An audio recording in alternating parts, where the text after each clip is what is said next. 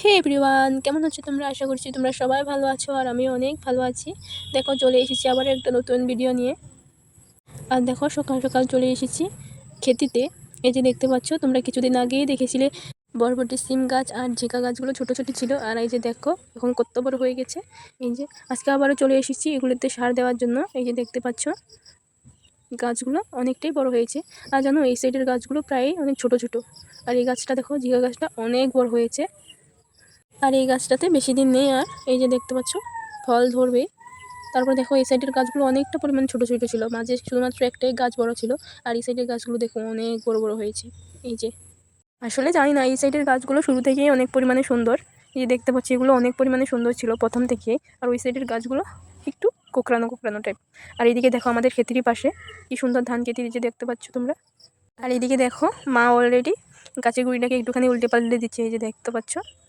তারপর আমিও লেগে পড়লাম মাকে একটুখানি হেল্প করার জন্য। এই যে দেখো স্টার্ট করছি।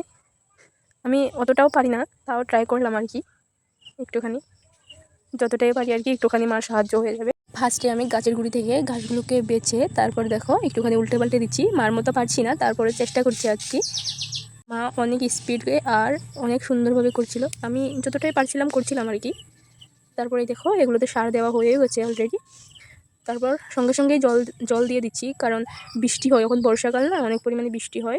আর বৃষ্টি হলে তো জানোই তোমরা, সারগুলো চলে যাবে। আর যেরকম কথা ওইরকমই দেখো বিকেলবেলা অনেকটা জোরে বৃষ্টি হয়েছিল, এই যে দেখতে পাচ্ছ। এটা বিকেলের ক্লিপ। দুপুরে আর বৃষ্টি হয়নি, বিকেল থেকে পুরো বৃষ্টি, অন্ধকার হয়ে বৃষ্টি নেমেছে।